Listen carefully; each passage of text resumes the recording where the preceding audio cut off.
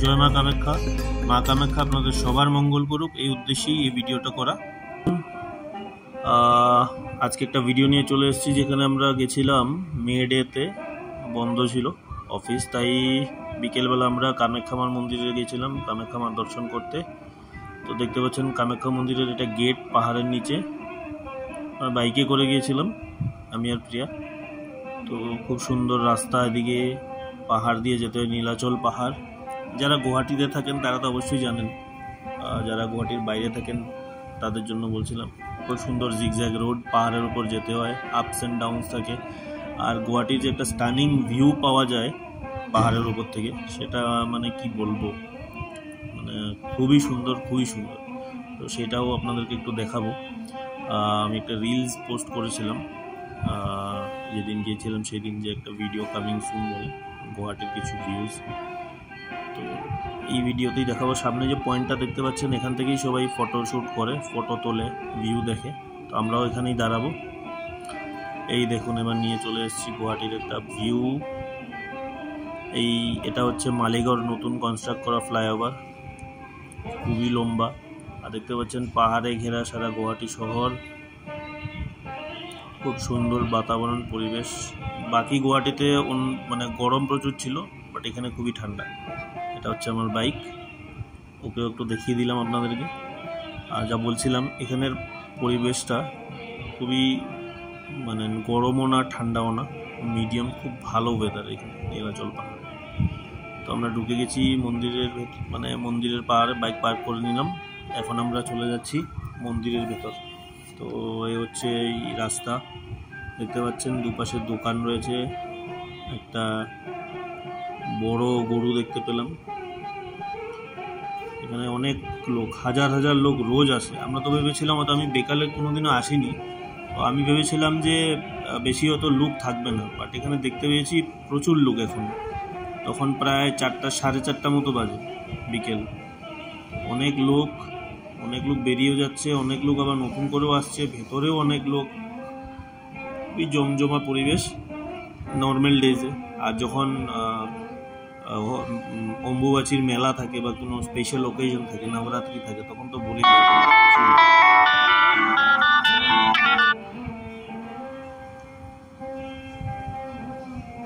এগুলো হচ্ছে রামপাঠা, যারা ছেড়ে দেয় মায়ের নামে, অনেক বড় বড় হয় এগুলো।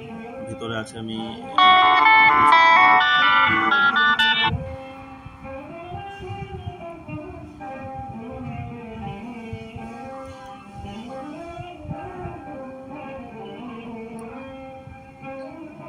এদিক দিয়ে দুপাশেই রাস্তা, ওই কামাখ্যা মন্দিরের গেট চলে এসছে। গেটের পাশে ওখানে কোনো একটা দোকানে আমরা চপ্পল রেখে চলে যাব ভেতরে। এবার ঢুকে যাচ্ছি। আর ওই তো সামনে মা কামাখ্যার মন্দির, প্রথম দর্শন।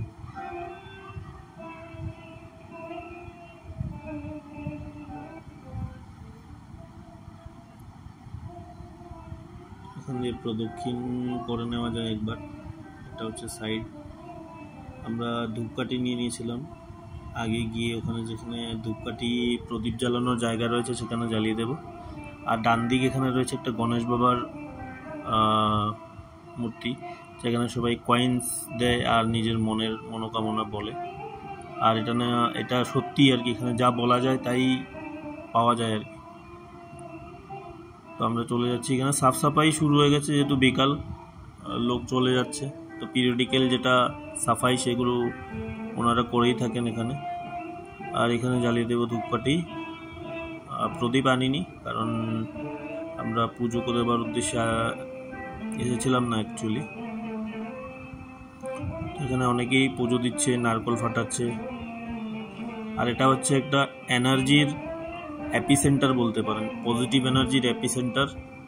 মা কামাখ্যার মন্দিরে এলে পরে একটা যে এনার্জি ফিল হয়, সেটা আপনারা নিজেরাই বুঝতে পারবেন, যে এসছেন বা যারা আসবেন কখনো। এখানে বিয়েও দেখলাম, একটা নবদম্পতি বিয়ে হওয়ার পর এখানে আসছে প্রণাম করতে। আমরাও চলে গেলাম ওদের পিছু পিছু, আমরাও এখানে প্রণাম করলাম। পরে আমরা এবার যাব মায়ের মন্দিরের ভেতর। কিন্তু এইখানেই গেটটা লাগানো, আমি তো জানি না, চেষ্টা করেছি আমি খোলবার, তো গার্ড বললো যে পেছন দিক দিয়ে ঘুরে আসতে, এখন অলরেডি টাইম ওভার, তো এখন আর ঢোকা যাবে না। তো আমরা এখান দিয়ে পেছন দিক দিয়ে ঘুরে আমরা চলে যাব ওই পাশে।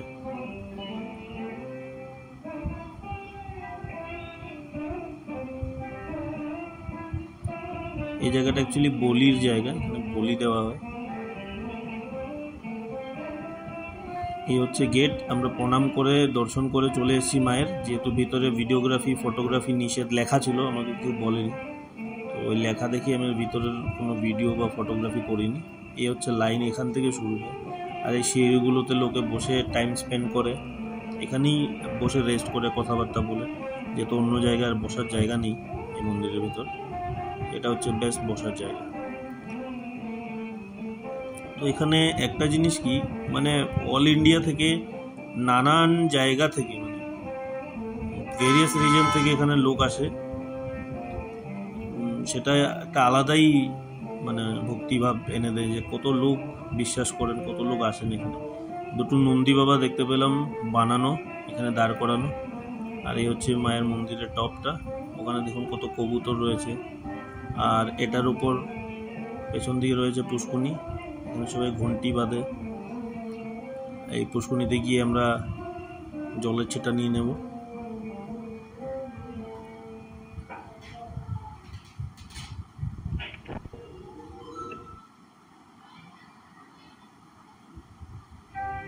আর ভিউয়ার্সদেরকে বলতে চাই যে আমি জাস্ট নতুন, আমার মোবাইল দিয়েই আমি ভিডিওগুলো শ্যুট করে পোস্ট করি, যাতে আমার সাথে সাথে আপনারাও দেখতে পান। আমি আগেও বলেছিলাম যে আমি কোনো একঘেয়ে ভিডিও করি না, যে আমি এটাই ব্লগ করি। আমার দৈনন্দিন জীবনে যা হয় বা যা থাকে আমি ভাবি রেকর্ড করে রাখা যায়, এগুলো পরে দেখে রিভাইভ করতে পারবো। তো সেই ভিডিওগুলোই আমি রেকর্ড করি আর পোস্ট করি। এই হচ্ছে সেই পুষ্কুনি। আপনারা চ্যানেলটাকে সাবস্ক্রাইব করে দেবেন, ভিডিওটাকে লাইক এবং শেয়ার করবেন, আর যাতে আমি আরও উৎসাহ পাই, আমারও ভালো লাগে, আমিও একটু গ্রো করতে পারি। আমি প্রিয়াকে জলের ছিটা দিয়ে দিলাম, ও আমাকে দিয়ে দেবে। কারণ যেহেতু আমার এক হাতে ক্যামেরা, মানে মোবাইল ফোনটা আছে, তো এইভাবেই আমরা পরে এখান থেকে চলে যাবো। এই যে বলেছিলাম রামপাঠাগুলোর কথা, এখানে একটাকে ভিডিও করতে করতে ও পেছন দিক থেকে চলে এসেছিলো, আমি দেখতেই পাইনি। প্রচণ্ড বড় বড়, ক্যামেরাতে দেখা যাচ্ছে না, মনে হচ্ছে ছোটো, বাট প্রচণ্ড বড়, ছোটো গরুর সমান হয়ে যায় এক একটা রামপাঠা।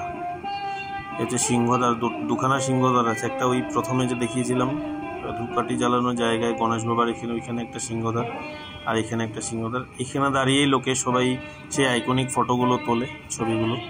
প্রথম বিয়ের পর যারা আসে বা বিভিন্ন সময় যারা এসে থাকেন, এইখানেই ফটো তোলেন। তো এবার আমরা চলে যাব গণেশ বাবার ওখানে। গণেশ বাবার এখানে গিয়ে সিকি দিয়ে কয়েন দিয়ে প্রণাম করে তারপরেই আমরা চলে যাব বাড়ি। দেখতে পাচ্ছেন কত কত কয়েন দেওয়া রয়েছে।